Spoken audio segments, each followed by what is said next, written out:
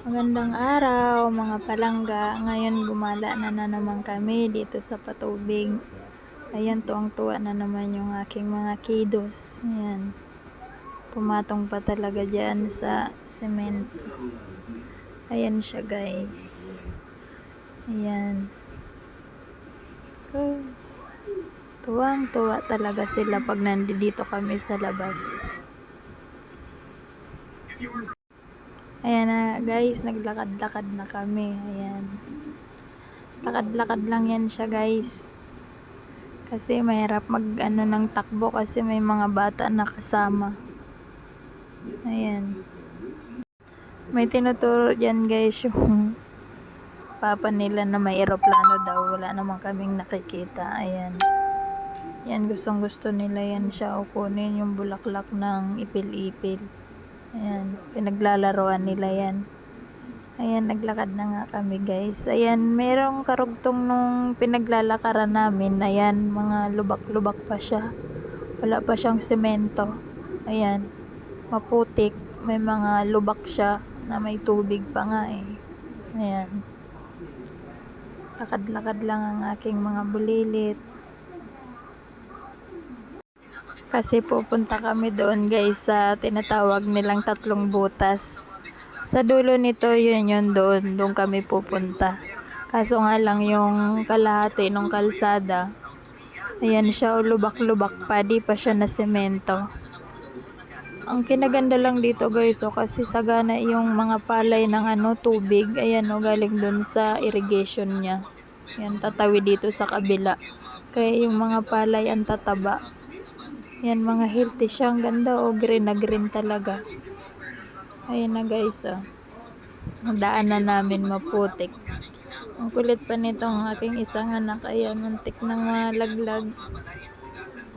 Ayan siya guys Mas maganda yung nararanasan nila yung ganito guys, yung nakakapasyal-pasyal ka sa ibang lugar. Ayan, diba ang ganda guys kulay green. Ang lulusog ng mga palay. Ayan. Yung mga water lily pa nga dito sa irrigation. Ayan. Natutuwa lang yung aking mga bata. Ayan, may aso. Naku, nakakatakot. Pero di naman sila guys nangangagat. Dito na kami guys sa malapit na kami sa tatlong butas. Ayan Natutuwa yung mga bata.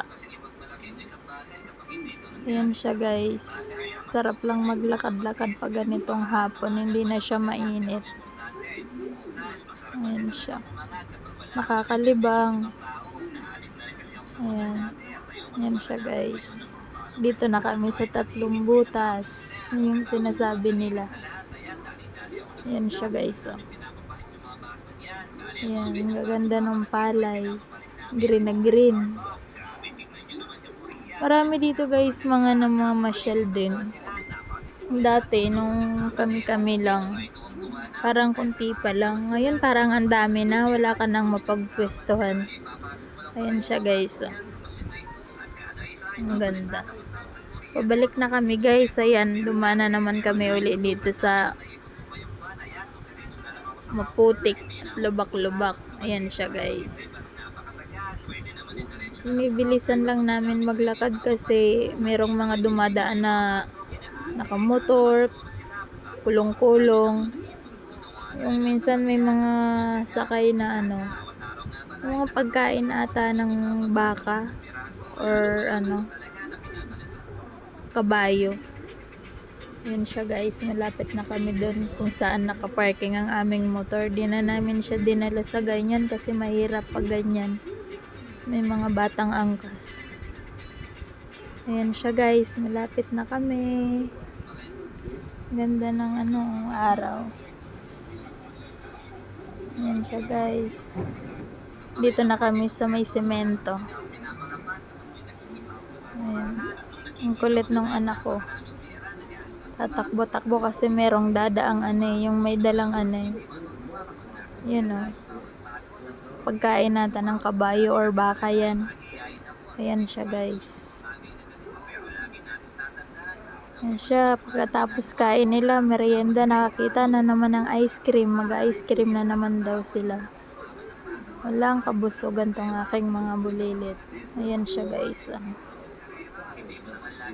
Dirty ice cream. Ayan siya guys, tigi-isa kami.